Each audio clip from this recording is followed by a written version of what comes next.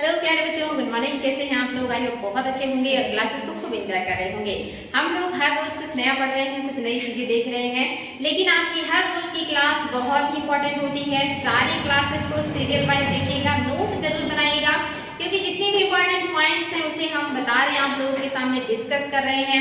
बहुत सारी चीजें हम बोर्ड पर नहीं लिखते, उसे बताते रहते हैं, तो इसको सुनिएगा ध्यान से, केयरफुली वीडियो को बार बार रिविजन कीजिएगा और इसको नोट कीजिएगा, ताकि जब भी आपका कोई एग्जाम आए तो उसमें आपको जो भी क्वेश्चन आए आसानी से आप उसको सॉल्व कर लें। और आपको पता है इस समय जो पर्यावरण है ये कितना ज्यादा इंपॉर्टेंट होते जा रहा है, चाहे वो छोटे एग्जाम्स हो या बड़े एग्जाम्स हो, एनवायरनमेंट बहुत ही ज्यादा इंपॉर्टेंट है। तो एनवायरनमेंट की क्लासेस को अच्छे से देखें, एंजॉय करें और बिल्कुल भी इसको बोझ ना लें, क्योंकि जो भी चीजें होती है उसे मैं आसान भाषा में समझाने का प्रयास करती हूँ। तो चलिए बच्चों, आज की क्लास की शुरुआत करते हैं। और आज जो आपका क्लास है ये है सतत कृषि, सस्टेनेबल एग्रीकल्चर। तो आपका जो सतत कृषि है इसमें हम देखेंगे कृषि के प्रकार, कितने प्रकार की जो कृषि है वे होते हैं। तो पहला है आपका निर्वाह कृषि। निर्वाह कृषि मीन्स होता है वह कृषि जो हम अपने निर्वाह मात्र के लिए ही करते हैं, और ज्यादातर जो हमारे देश में किसान हैं वे निर्वाह कृषि ही करते हैं। क्योंकि आपको पता है कि हमारे देश में ज्यादातर सीमांत किसान हैं, और सीमांत किसान का मतलब है जिनके पास 1 हेक्टेयर से कम भूमि होता है। और ऐसे किसानों के पास आप देखेंगे उत्पादन बहुत कम हो पाता है और जनसंख्या इनके घरों में अधिक होती है, क्योंकि हमारे यहाँ गरीबी बहुत है, अशिक्षा है, जागरूकता की कमी है, तो लोगों के यहाँ जनसंख्या भी ज्यादा है, लेकिन कृषि उतना नहीं है या लैंड उतना नहीं है। तो जो उत्पादन होता है वो खाने पीने मात्र भर का ही होता है, या कहिए कि बहुत सारे परिवारों को तो उतना भी प्राप्त नहीं हो पाता है, क्योंकि परिवार का भरण पोषण पूरे साल आसानी से चल सके।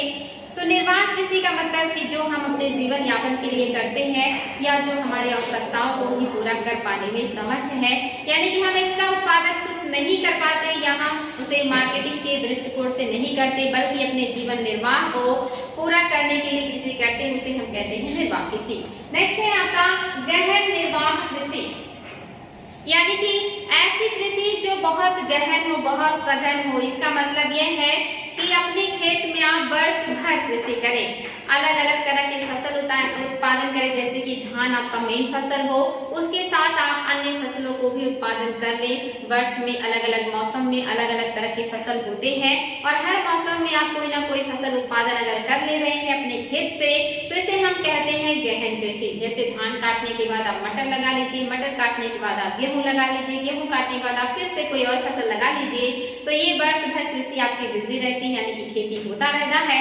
इसी को हम गहन निर्वाह कृषि कहते हैं। नेक्स्ट है सिंचित कृषि। ऐसी कृषि जहाँ पर सिंचाई के साधन उपलब्ध होते हैं, क्योंकि हमारे यहाँ ज्यादातर जो कृषि है ये मानसून पर आधारित होती है, बहुत कम इलाके में सिंचाई की सुविधा उपलब्ध होती है। तो जहाँ पर वर्षा के पानी जब ना मिले या कम हो, तो हम जमीन से पानी निकाल करके सिंचाई कर ले, तो ऐसी कृषि को हम कहते हैं सिंचित कृषि। नेक्स्ट है आपका आदिम निर्वाह कृषि। आदिम निर्वाह कृषि का मतलब है कि ऐसी कृषि जो है पुराने जमाने से, पुरानी क्रिया पद्धति से, पुराने तौर तरीकों से किए जाते हैं, इसे हम आदिम निर्वाह कृषि कहते हैं, जिसमें पुराने जो है हमारे इंस्ट्रूमेंट होते हैं, हमारे पुराने जो कृषि करने की पद्धति होती है, ऐसी चीजों का उपयोग करके जब हम कृषि करते हैं तो इसे आदिम निर्वाह कृषि कहते हैं। नेक्स्ट है आपका रोपण कृषि। रोपण कृषि का मतलब है ऐसी फसलें जिनकी हम रोपाई करके उत्पादन करते हैं, जैसे कि आप देख सकते हैं उसमें आपका चाय है, कहवा है, रबर है, केला है, कपास है। इस तरह की कृषि रोपाई करके की जाती है। और आप देखेंगे कि जो ये चाय है इसका उत्पादन भारत और श्रीलंका में बड़े पैमाने पे होता है। कहवा का उत्पादन आप देखेंगे ब्राजील में बड़े पैमाने पे होता है। रबर का उत्पादन मलेशिया में बड़े पैमाने पे होता है। इसी तरह से कपास चाइना में बड़े पैमाने पे उत्पादन होता है। ये ज्यादातर उष्णकटिबंधीय क्षेत्रों में होने वाले फसल है, जहाँ पे रोपाई करके कृषि की जाती है, यानी कि जहाँ पर वर्षा की मात्रा अधिक होती है, और इन फसलों में काफी मेहनत लगता है, पैसे और ऐसी तकनीकी का उपयोग ज्यादा करना होता है, लेकिन इनसे व्यक्तियों को या किसानों को लाभ भी होता है। नेक्स्ट है आपका स्थानांतरित कृषि, जिसको झूम कृषि भी कहते हैं। और इसको कर्तन दहन कृषि भी कहते हैं। इसके 2-3 नाम हैं। और इस तरह की कृषि उन देशों में प्रचलित होती है जहां पर बहुत ज्यादा गरीबी है या जहां पर जनजातियों की जनसंख्या ज्यादा है। जैसे आप जानते हैं कि दक्षिण अमेरिका आज भी ब्राजील वगैरह के जो क्षेत्र हैं वो काफी पिछड़े हैं, जंगलों में आदिवासी बड़े पैमाने पे रहते हैं और ये चलवासी कृषि करते हैं। साथ ही आप देखेंगे अफ्रीका महाद्वीप में सबसे ज्यादा जनजातियों की जनसंख्या पाई जाती है और यहाँ पर भी कर्तन दहन कृषि, चलवासी कृषि या झूमी कृषि आज भी बड़े पैमाने पे होता है। बात करेंगे दक्षिण पूर्वी जो एशिया है यहाँ पर भी चलवासी कृषि पाई जाती है। साथ ही अगर भारत की बात करेंगे तो पूर्वोत्तर के राज्यों में आज भी चलवासी कृषि बड़े पैमाने पे की जाती है, जिसकी वजह से जंगलों का बहुत तेजी से विनाश हो रहा है। खास करके मिजोरम वगैरह में जंगलों का बहुत तेजी से विनाश हो रहा है। और कर्तन दहन या चलवासी कृषि के बारे में मैंने आप लोगों को बताया भी था। इसमें जो जनजातियां हैं वो जंगल को किसी पर्टिकुलर भाग को जला देते हैं, जलाने के बाद उसकी मिट्टी में जो राख वगैरह है वो मिल जाता है, फिर वहां पर वो जो है अनाज को छींट देते हैं और वहां से उत्पादन करते हैं। और जब तक उस मिट्टी में उर्वरता बनी रहती है उत्पादन करते रहते हैं, फिर उस स्थान को छोड़ के अन्य स्थान पे चले जाते हैं, वहां पे वो जंगल झाड़ियों को जलाते हैं और फिर वहां पे कृषि करते हैं और कुछ समय के बाद फिर वापस उस स्थान पे आते हैं, फिर से जंगल झाड़ियों को जलाते हैं और कृषि करते हैं। ये स्थान बदलते रहते हैं, इसीलिए इसको स्थानांतरण कृषि कहते हैं। ये घूम घूम करके कृषि करते हैं, इसलिए इसे झूमी कृषि कहते हैं। ये जला करके कृषि करते हैं, इसीलिए इसे कर्तन दहन कृषि कहते हैं। तो इस तरह की जो कृषि है आप देखेंगे ज्यादातर जो विकासशील देश हैं, जो अल्प विकसित देश हैं, उन्हीं में पाया जाता है। जो विकसित कंट्रीज हैं जहाँ पे जनजातियों की संख्या कम है या ना के बराबर है, वहां पे इस तरह की कृषि देखने को नहीं मिलेगा। इसीलिए आप देखेंगे इस तरह की कृषि ज्यादातर एशिया, अफ्रीका और दक्षिण अमेरिका में देखने को मिलता है। तो आई होप आपको ये बात समझ में आई होगी। नेक्स्ट है आपका चलवासी पशुचारण कृषि। चलवासी पशुचारण कृषि का मतलब है कि इसमें लोग कृषि तो नहीं करते, लेकिन इनकी जो कृषि है या इनका जो इनकम का स्रोत है इनके पशु होते हैं और ये अपने पशुओं को लेकर के जगह जगग घूमते रहते हैं चारागाह की तलाश में और उसी पशुओं से जो भी उत्पाद मिलता है उसी से अपने जीवन का निर्वाह करते हैं। साथ ही ये हाथ से कुछ ऐसी चीजें भी बनाते हैं जिसको बेच करके अपनी जरूरतों को पूरा करते हैं। और इस तरह का यानी कि चलवासी जो आप देखेंगे पाया जाता है पशुचारण, ये भी ज्यादातर विकासशील और अल्प विकसित देशों में ही मिलता है जहाँ पर गरीबी होती है। और इन देशों में भी वो कृषि कहाँ मिलेगी जहाँ पर शुष्क या अर्ध शुष्क क्षेत्र होंगे। और इस तरह की कृषि भी आप देखेंगे जो है दक्षिण अमेरिका महाद्वीप में, अफ्रीका महाद्वीप में तो सबसे ज्यादा होता है। साथ ही आप इस तरह के जो है कृषि भारत में भी देखेंगे और भारत में राजस्थान और साथ ही लद्दाख यानी कि कश्मीर के क्षेत्रों में आप देखेंगे बहुत सारी जनजातियां हैं जो पशुपालन करते हैं और ये जगह जगह घूम करके पशुओं को चराते हैं और पशुओं से जो भी उत्पाद मिलता है उसी से अपने जीवन का निर्वाह करते हैं। तो इसी को कहते हैं पशुचारण कृषि या चलवासी पशुचारण, क्योंकि ये चलते रहते हैं, एक जगह टिक करके नहीं रहते हैं। तो ये भी ज्यादातर आपको गरीब देशों में देखने को मिलेगा जहाँ पर शुष्क और अर्ध शुष्क क्षेत्रों में जो जनजातियां हैं, जो लोग हैं, पशुओं को चराते हैं और उसी से अपना जीवन निर्वाह करते हैं। ये एक जगह नहीं रहते हैं, इसी को चलवासी पशुचारण कहते हैं। नेक्स्ट है मिश्रित कृषि। मिश्रित कृषि में खाद्य उत्पादन के साथ साथ चारा उत्पादन और पशुपालन भी होता है। तो मिश्रित कृषि कभी आ जाए तो इसका मतलब है कि ऐसी कृषि जहाँ पे खाद्यान्न उत्पादन भी हो, साथ में चारे का उत्पादन भी हो और पशुपालन हो। चूंकि पशुपालन होगा तो चारा उत्पादन तो मस्ट है और जो व्यक्ति होगा वो खाद्यान्न उत्पादन तो जरूर करेगा।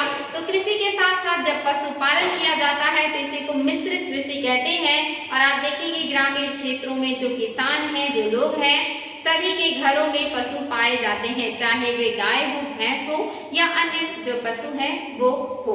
आजकल तो हमारे पास बहुत सारे संसाधन हो गए हैं। पहले के जमाने में सभी के घरों में पशुओं की संख्या बहुत ज्यादा पाई जाती थी। खास करके बैलों की संख्या जरूर होती थी। 1 से 2 जोड़ी बैल होते थे जो खेत की जुताई करते थे, साथ ही सामान ढोने का काम भी करते थे। इसके अलावा दूध दही के लिए गाय और भैंस भी लोग पालते थे।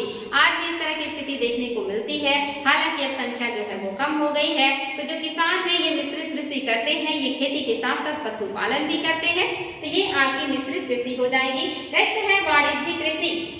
वाणिज्यिक कृषि जो होता है ये ज्यादातर उत्पाद को बेचने के लिए किया जाता है और इसमें बहुत बड़े क्षेत्र में एक ही फसल उगाया जाता है। ये बड़ी जोतों में बोया जाता है, एक ही फसल होता है और ये ज्यादातर मशीनों के द्वारा काम किया जाता है, जैसे कंबाइन से काटना, मशीनों से बीज बोना, मशीनों से खाद के छिड़काव, कीटनाशकों के छिड़काव करना और इस पूरे बड़े बड़े प्लांट में मात्र चाहे गेहूं या मक्का जैसी फसल लगा देना और उसे मशीनों की सहायता से काट करके बेच देना। तो ऐसे कृषि को कहते हैं वाणिज्यिक कृषि, जिसमें ज्यादातर गेहूं और मक्का उत्पादन किया जाता है। और इस तरह की कृषि जो आपका उत्तरी अमेरिका है, जो ऑस्ट्रेलिया है, ऐसे महाद्वीपों में होता है जहाँ पे जोत के बड़े आकार है, जहाँ पे एक व्यक्ति के पास कई कई हेक्टेयर जमीन होती है।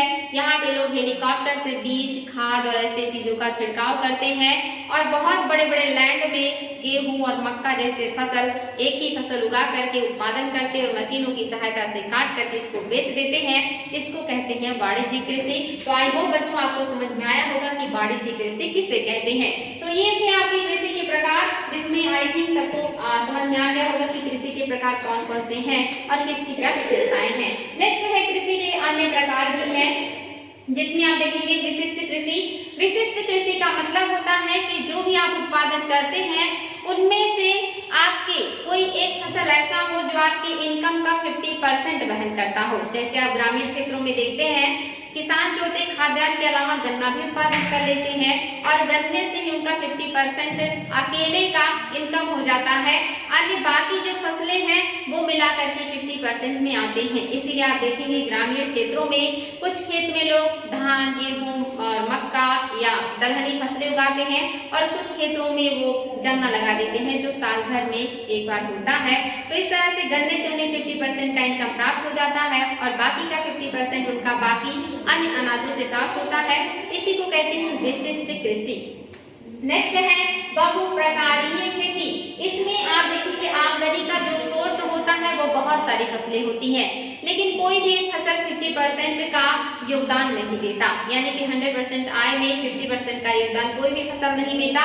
ये मिश्रित होता है, सभी फसलों का लगभग का बराबर का योगदान होता है और इसमें कई सारे फसलें उगाई जाती हैं और ये आपका कहलाता है बहुप्रकारीय खेती। नेक्स्ट है बच्चों रैचिंग कृषि।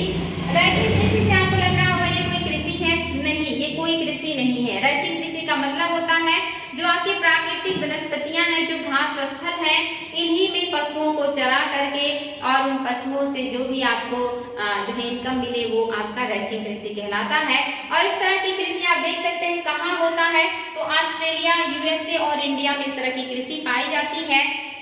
और रैचिंग कृषि चलवासी कृषि में अंतर है, यानी कि तो आपने देखा कि चलवासी पशु चारण ये घूमते रहते हैं, चलते रहते हैं, जगह बदलते रहते हैं, लेकिन रैचिंग कृषि में आप देखेंगे ऐसा नहीं है। यहाँ पे लोग एक ही जगह रहते हैं और बहुत ज्यादा पशुओं को पालते हैं और उनसे जो भी उत्पाद मिलता है उस उत्पाद को बेच करके वे अपने जीवन का निर्वाह करते हैं। इसी को कहते हैं रैचिंग कृषि। ये भी पशुपालन पर आधारित ही है, लेकिन यहाँ पे लोग स्थिर रहते हैं, ये घूमते नहीं है, तो इसे हम रैचिंग कृषि कहेंगे। ये भी पशुपालन से संबंधित है। नेक्स्ट है आर्द्र कृषि। आर्द्र कृषि का मतलब है ऐसा स्थान जहां पर 200+ सेंटीमीटर वर्षा होती है, जहां पे पानी की मात्रा बहुत ज्यादा उपलब्ध होती है। ऐसे इलाके में जो कृषि की जाती है उसे आर्द्र कृषि कहते हैं। ये इंपॉर्टेंट है बच्चों, 200+ सेंटीमीटर वाले इलाके में जो खेती होगा वो आर्द्र कृषि कहलाएगा। इसके अलावा शुष्क है, अर्ध शुष्क भी होता है। अगर अर्ध शुष्क की बात करेंगे, अर्ध शुष्क, तो इसमें आप देखेंगे कि ज्यादातर जो वर्षा होगा वो 100 सेंटीमीटर से लेकर के 200 सेंटीमीटर तक पाया जाता है, या कहीं कहीं आप देखेंगे 75 सेंटीमीटर से 100 सेंटीमीटर के बीच में वर्षा पाई जाती है। उसे हम अर्ध शुष्क कृषि कहते हैं। और शुष्क कृषि जहाँ 70 सेंटीमीटर से कम वर्षा हो इसे हम शुष्क कृषि कहते हैं। और अगर बहुत ही शुष्क होगा तो वहाँ पे 25 सेंटीमीटर से कम वर्षा होगा और ऐसे क्षेत्रों में ज्यादातर दलहनी तिलहनी फसलें ही उगाई जाती हैं जो कम बारिश में भी हो जाती हैं। तो ये आपके अन्य कृषि के प्रकार हैं। आगे भी देख लेते हैं हम संरक्षित कृषि।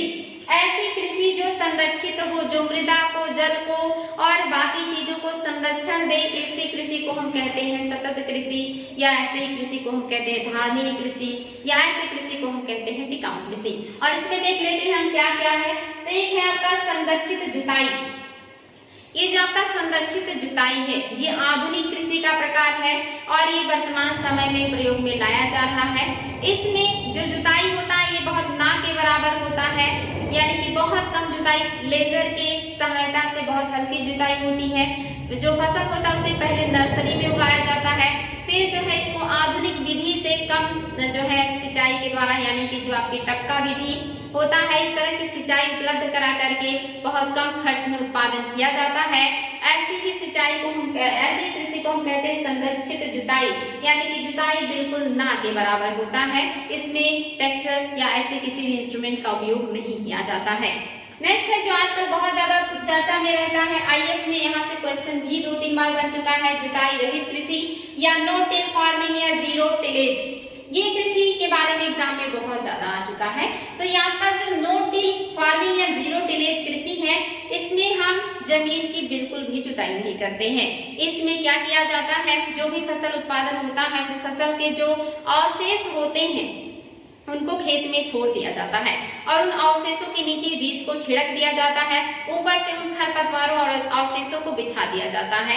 इसकी वजह से जो आप देखेंगे कि जुताई नहीं करना पड़ता है, तो नहीं जुताई करने की वजह से एक तो संसाधनों की बचत होती है, दूसरे जो मृदा में नमी होती है वो भी बरकरार रहता है, तीसरे जो हम उसके ऊपर फसलों के अवशेष बिछा देते हैं, इससे जीवाश्म यानी कि खादों की मात्रा बढ़ जाती है और उत्पादन बढ़ जाता है। और इसके अलावा कार्बन जो भूमि से बाहर निकलता है, कार्बन बाहर नहीं निकलता है।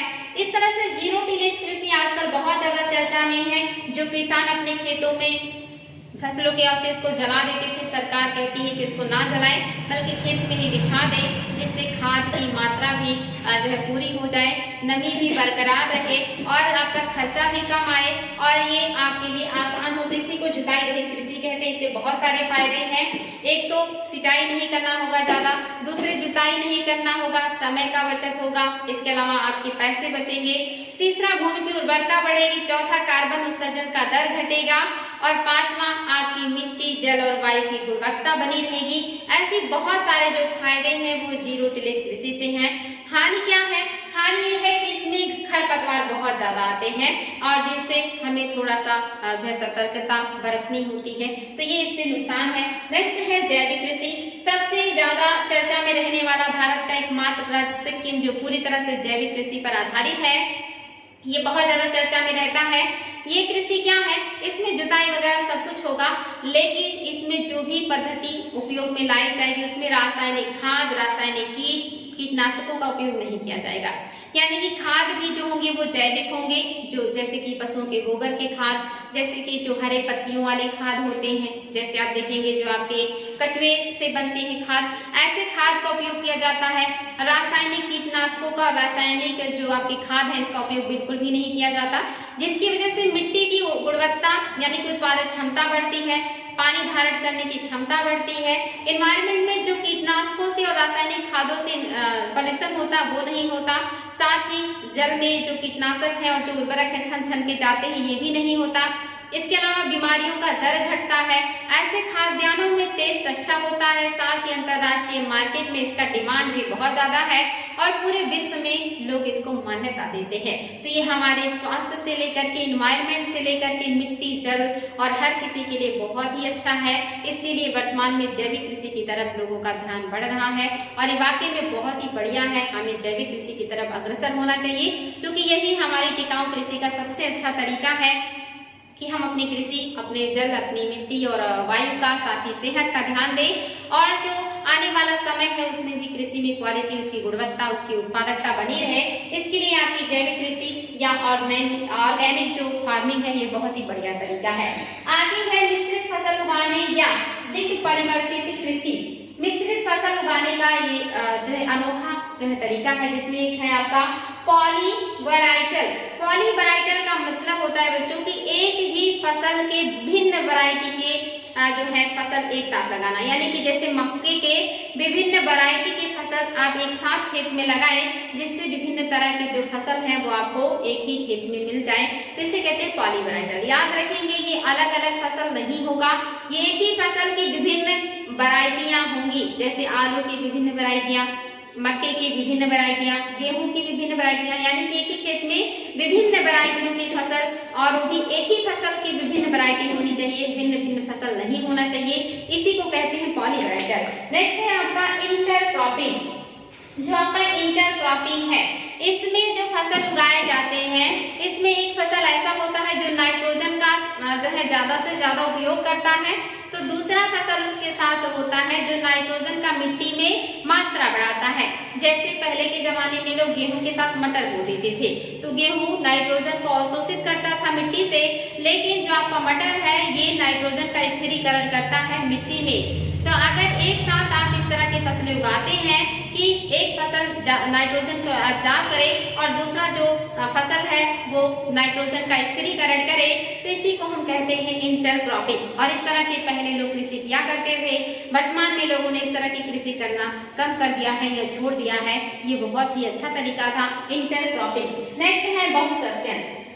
बहुसस्यन का मतलब होता है कि एक ही खेत में भिन्न भिन्न टाइम पे होने वाले बहुत सारे फसल या अलग अलग फसल लगाना, यानी कि खेत में जो है आप 3-4 तरह की फसल लगाइए, लेकिन उनका जो पकने का टाइम है, जो होने का समय है वो भिन्न हो, उनका जो आकार है वो बड़ा हो। जैसे गन्ने के खेत में आप गन्ना लगाइए और उसके साथ आप सरसों, मूंग या मटर भी लगा सकते हैं, जिसमें आपका देखेंगे मूंग या जो आपका मसूर होगा वो जल्दी हो जाएगा, उसके बाद आपका सरसों हो जाएगा और उसके बाद आपका गन्ना हो जाएगा।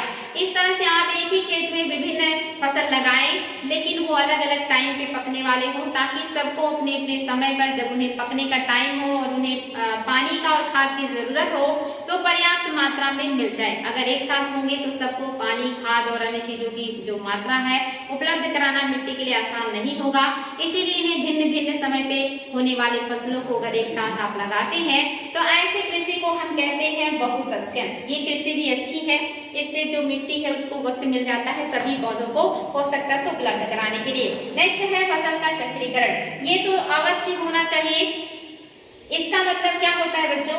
इसका मतलब है कि अगर आप एक फसल लगाते हैं जिसको पानी की ज्यादा जरूरत है, जिसको खाद की ज्यादा जरूरत है, जिसमें पकने में समय ज्यादा लगता है, तो उसके बाद आप ऐसे फसल को लगाएं जिसको खाद की कम जरूरत हो, पानी की कम जरूरत हो और वो जल्दी पकता हो।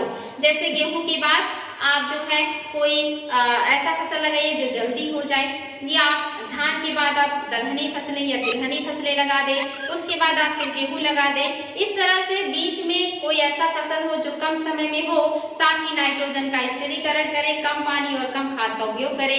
तो ऐसे फसलों का जो चक्र होता है इसी को फसल का चक्रीकरण कहते हैं, कि फसल का चक्रीकरण होना चाहिए। एक फसल ऐसा हो जो ज्यादा चीजों का दोहन करे, तो दूसरा फसल ऐसा हो जो चीजों का कम उपयोग करे, ताकि जो मिट्टी की गुणवत्ता है, जो उर्वरता है वो बनी रहे। तो ये सारी कृषि के प्रकार आप लोगों के लिए बहुत इंपॉर्टेंट है, इनको ध्यान दीजिएगा। नेक्स्ट है पोषक तत्व। हमारी मिट्टी में 3 तरह के पोषक तत्वों की जरूरत होती है। एक तो होते हैं मुख्य पोषक तत्व जिनकी मात्रा की जरूरत ज्यादा होती है, दूसरा है गौण पोषक तत्व जिनकी कम जरूरत होती है, और जो सूक्ष्म पोषक तत्व जिनकी बहुत ही कम जरूरत होती है। तो मुख्य तत्वों में सबको पता है नाइट्रोजन, फास्फोरस और पोटास, ये सबसे ज्यादा जो है मुख्य तत्व है जिनकी जरूरत हमारे मिट्टी को होती है। तो ये बिल्कुल भी रटना नहीं है, नाइट्रोजन, फास्फोरस और पोटास सबको पता है, ये बराबर खेतों में पड़ता है। उसके बाद गौण तत्वों में है कैल्शियम, मैग्नीशियम और सल्फर। कैल्शियम, मैग्नीशियम और जो सल्फर है ये गौण तत्व है जो मिट्टी को चाहिए। और सूक्ष्म पोषक तत्व कौन कौन से हैं? लोहा है, जिंक है, कॉपर है, मैग्नीज है, क्लोरीन है, सोडियम है, निकेल है, सिलिकॉन है और कोबाल्ट है। ये आपके सूक्ष्म पोषक तत्व हैं जो मिट्टी को जरूरत होती है। एग्जाम में ज्यादातर गौण और मुख्य पोषक तत्व को ही पूछता है, और दोनों बहुत आसान है, 3 है, इनको याद कर लीजिएगा। बाकी जितने बचते हैं सब सूक्ष्म पोषक तत्व आपके हो जाएंगे, तो याद करने में आपको बिल्कुल भी दिक्कत नहीं होगी। आपके पोषक जो मेन है वो तो आपको याद ही नहीं करना है, सबको पता है मिट्टी में फास्फोरस, पोटास और आपका जो नाइट्रोजन है ये आपके मुख्य है, और गॉड में आपके कैल्शियम, मैग्नीशियम और सल्फर। इसके अलावा जो बचे सब आपके सूक्ष्म पोषक तत्व हो जाते हैं। साथ ही भारत में राष्ट्रीय बागवानी मिशन कब आया, एग्जाम में बार बार आता है राष्ट्रीय बागवानी मिशन कब आया है, 2005-6 में आया है। और ये जितनी बागवानी फसलें होती हैं उनको बढ़ावा देने के लिए आया था, उनके संरक्षण के लिए आया था, जिसमें 85% का जो योगदान था वो केंद्र को देना था और जो 15% का योगदान है वो राज्यों को देना था। तो ये जो मिशन है बागवानी मिशन, याद रखिए कब आया है, 2005-6 में। नेक्स्ट है टिकाऊ कृषि के लिए राष्ट्रीय मिशन, 2014-15 में आया है कि टिकाऊ कृषि कैसी होनी चाहिए, यानी कि ऐसी कृषि जो हर जलवायु में सर्वाइव कर सके, ऐसी कृषि जिससे जल, मिट्टी और ऐसी चीजों का संरक्षण हो, साथ ही उत्पादन अधिक हो और लोगों का जो इनकम है वो बढ़े और जो मिट्टी, जल और वायु है इसकी गुणवत्ता भी बनी रहे। ऐसी कृषि के लिए जो आपका राष्ट्रीय मिशन आया है ये कब आया है, 2014-15 में। तो ये सारे पॉइंट्स याद रखिएगा बच्चों, बहुत इंपॉर्टेंट है। आई होप आपको ये कृषि का पार्ट समझ में आया होगा और कृषि के जितने भी प्रकार हैं वो आपने आसानी से समझ लिया होगा। अब यहाँ से कोई भी क्वेश्चन बनेगा तो आप लोगों से एग्जाम में गलत नहीं होना चाहिए। तो आज के लिए इतना ही बच्चों, फिर हम नए टॉपिक के साथ कल मिलेंगे। आज के लिए इतना ही, थैंक यू।